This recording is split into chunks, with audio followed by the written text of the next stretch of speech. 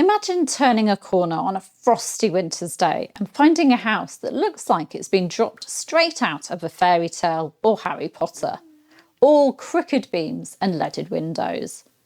Hi, I'm historian and author Claire Ridgway, and in today's Tudor Christmas Advent episode, we're travelling virtually to one of the most wonderful wonky Tudor houses in England, Little Moreton Hall in Cheshire. And the best bit?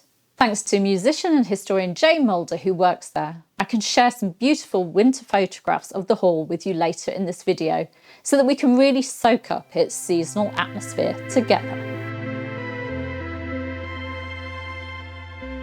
Little Moreton Hall, sometimes known as Old Moreton Hall, sits just outside Congleton in Cheshire. Building started in the early 1500s under William Moreton, a prosperous local landowner, and the family kept adding to it throughout the 16th century, right into the early 1600s. So as we look at it, we're really seeing a house that grew with the Tudor dynasty itself.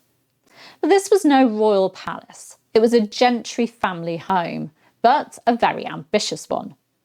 The Mortons were clearly keen to display their status, wealth and taste, and they did it in oak beams, glass and gleaming patterned timber. From the outside, Little Moreton Hall looks like it shouldn't still be standing. It has no proper foundations, a top-heavy long gallery running along the upper floor, a heavy gritstone roof pressing down on the timber frame. And over the centuries, the weight has caused the lower floors to bow and dip. It's like the Tudor version of the Weasley's burrow from Harry Potter, delightfully off-kilter, yet somehow still standing. The Moreton family had deep roots in the area, going back to the medieval period. By the mid-16th century, at their height, they owned over 1,000 acres of land, mills, orchards, gardens, and even an ironworks. Little Moreton Hall was the showpiece at the heart of that estate, a place where they could entertain neighbours, conduct their local business, worship in their private chapel, and live out the seasonal rhythms of Tudor rural life.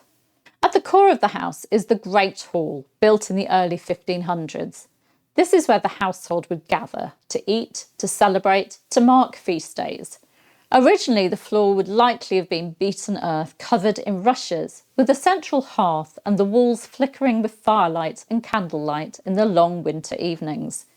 In the 1550s, the Mortons modernised it in grand style, inserting a new ceiling and adding a big bay window looking onto the courtyard.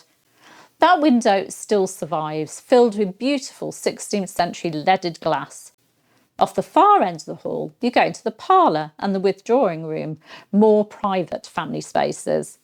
There you find carved 16th century wooden panelling, a lovely timber ceiling with moulded coffering, a projecting bay window with stained glass bearing the Mortons' wolf's head crest. Over the fireplace in the withdrawing room are the royal arms of Elizabeth I, flanked by carved female figures, a reminder that the house wasn't just medieval, it was updated and lived in right through the Tudor and early Stuart period. The Mortons were clearly proud, loyal subjects of their queen. And one of the most striking things about Little Moreton Hall is how decorative it is. Outside the black and white timber facade is a patchwork of chevron patterns, lozenges and herringbone designs. All of that isn't just structure, it's Tudor showmanship in oak. Then there's the glass, expensive. The house contains tens of thousands of tiny leaded panes, quarries, arranged in squares, diamonds, circles and triangles. Many of them are still original 16th century glass, with that slightly wavy greenish look that we associate with Tudor windows. Inside, in places like the parlour, you even get painted biblical scenes on the walls, including the story of Susanna and the Elders, a favourite Protestant subject, tucked behind later panelling. So the house doesn't just look Tudor, it quietly holds their religious debates on its walls. But perhaps the most magical Tudor feature of all is the famous long gallery, added on top of the south range in the later 16th century. It runs the full length of the building, with almost continuous windows on both sides. Long galleries were used for exercise, games and display. a place to stroll and talk when the weather was too foul to go outside. It's the perfect Tudor winter space, enclosed, light-filled, and just a little bit otherworldly. Outside, the National Trust has recreated a knot garden using a 17th century pattern, exactly the kind of intricately patterned planting the Tudors loved. In season, the beds are full of herbs, vegetables and plants used for food and medicine in Tudor times.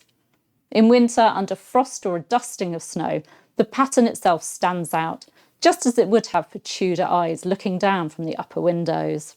Add evergreens, yews and bare fruit trees in the orchard and you have a very Tudor winter scene. Structured, useful and still beautiful, even in the dead season. Little Moreton Hall also has its own chapel, begun in the early 1500s and later extended with a chancel. It would have seen the whole religious story of the 16th century. Late medieval Catholic worship, the changes under Henry VIII and Edward VI, and the Elizabethan settlement. Today, its painted decoration and surviving timber screen give us a glimpse of how seriously a family like the Mortons took their faith, even as they lived surrounded by all the domestic bustle of servants, farming, tenants, and estate business. The Mortons held Little Moreton Hall for nearly 450 years. Over time, their fortunes declined, and by the later 17th century, they were renting the house out to tenant farmers rather than living there themselves. By the 19th century, parts of the hall were in very poor state, windows boarded up, the chapel used as storage space. But it also began to attract artists, writers and antiquarians who fell in love with its fairytale look. In the end, a later descendant ensured its survival, and in 1938 it was given to the National Trust, who've since repaired, stabilised and preserved it, bowing flaws and all. And thanks to them, we can still wander through this wonderfully improbable Tudor house and experience its strange, skewed magic for ourselves. And that brings us to Little Moreton Hall in winter. Thanks to Jane Moulder, who works there and brings Tudor music to life within its very walls, we can enjoy a winter visit without leaving our sofas.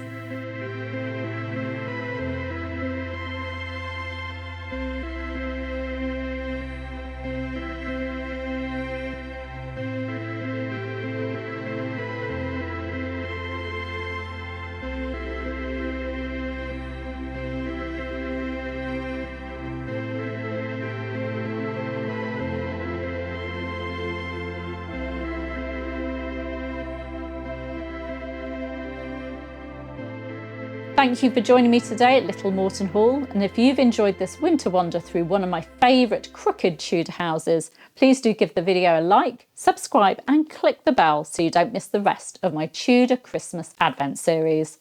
And tell me in the comments, have you ever visited Little Moreton Hall? If not, is there a Tudor house that you'd most like to see at Christmas time?